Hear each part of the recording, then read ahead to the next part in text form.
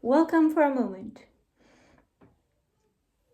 I've been reading up a bit more on my human design, and the two consistent energy flows that I have is to be a seeker with just a bunch of things to tell, always collecting stories and new ideas, and the channel of creative self-expression. So that's that on that. Makes sense that I started a YouTube channel. The thing is, with my head, I would make other decisions. I would try to push and nothing would come from it. And now I do. It's almost like I cannot wait for the invitation anymore, or my own inner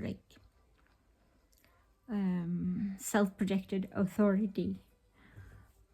So that's all that I go by, and I don't even try to judge the outcome of that.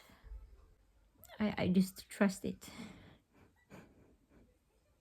Ultimately, it's a way to conserve energy by going along with the energy that's actually arising or that's already there. My child has the channel of moodiness, but I don't quite know. Yes, it goes up and down. But that means I don't know if when something's wrong or if it's just like the ups and downs, or if he's being a toddler, or if it's that he got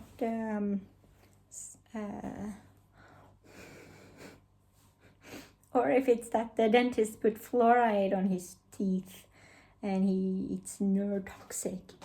Like, he's a little bit of non-duality to fall back on, a little bit of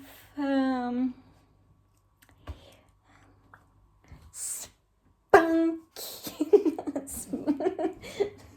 just whatever, I guess.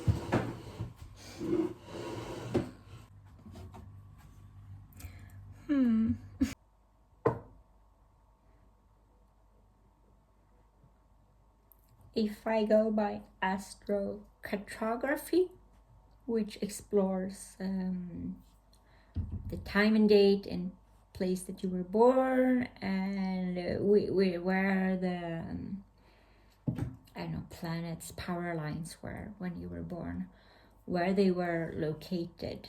If you travel to one of those lines, for example, I think these lines have different names. So if you travel to your ascendant line or your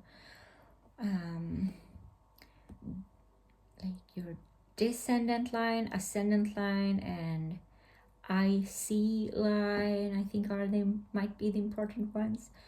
If you go to those, you will unlock parts of your life for yourself that you wouldn't have otherwise, just because you stayed in another place where those lines weren't active.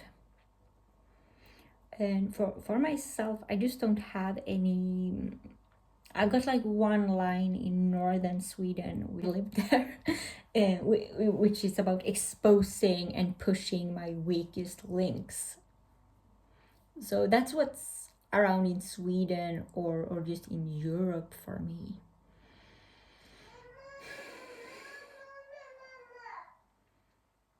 And the best place for me would be to be in like New Mexico or in India. So that's quite the journey I need to make.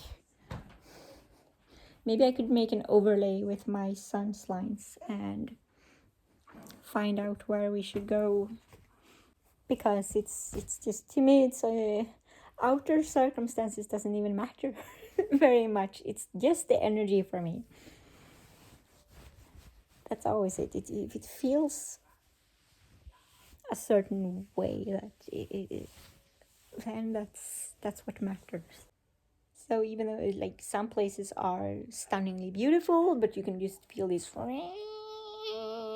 in the air, even though it's like you're pretty much in nature, or it should just like everybody else loves it, but you can sense something that it's just not aligning quite, or it's bringing up things that are meant to challenge you temporarily, but it's not the place for you to stay.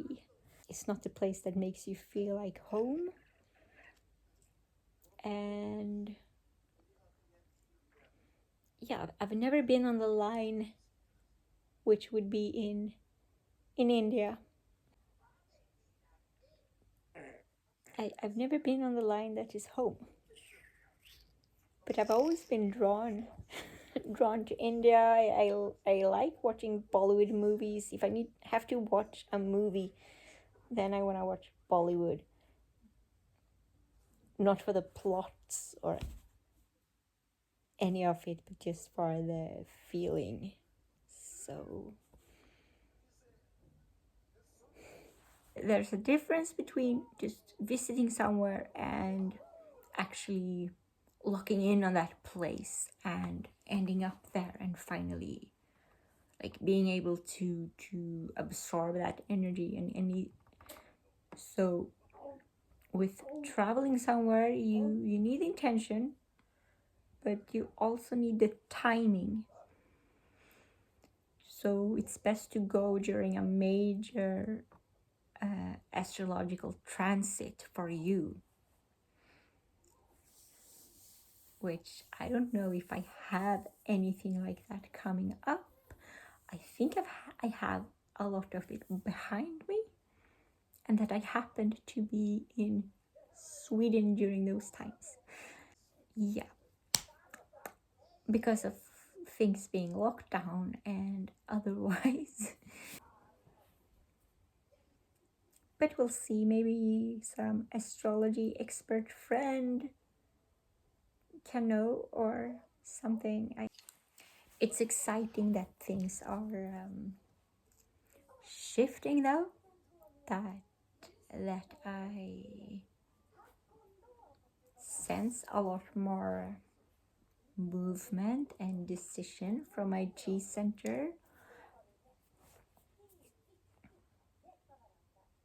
There's not very much outer invitation.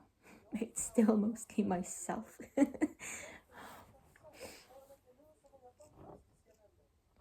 But it's been a really long waiting period for me.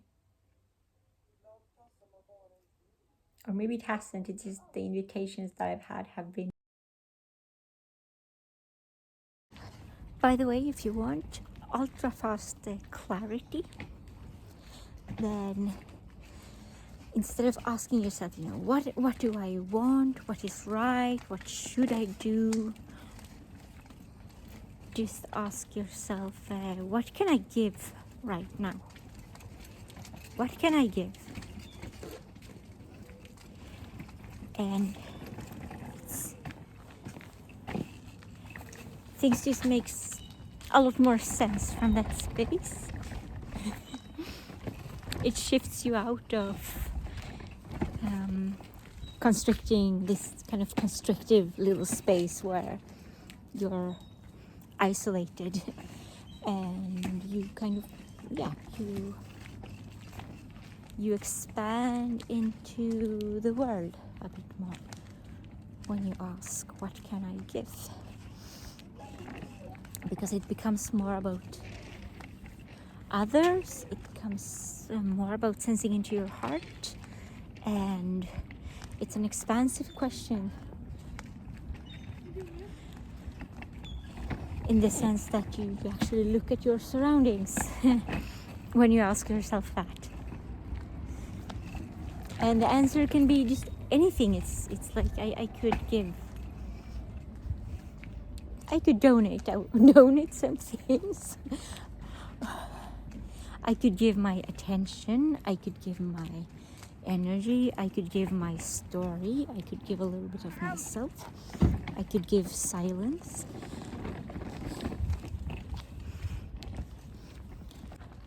I can serve through learning something and finding something out.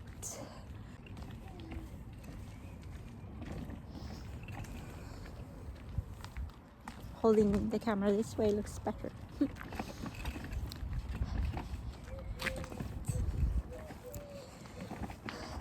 I guess this is it for today, unless I come up with something more on my little walk and rant.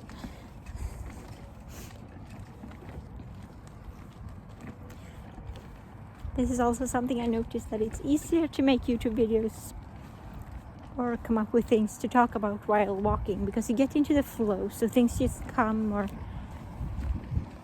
they just come more naturally.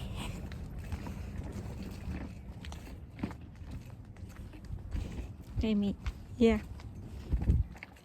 Maybe it's the cherry blossom that's sending telepathy. This really isn't where I should be. It's such a strong feeling. And maybe other places isn't where I should be either, but there's a gradient.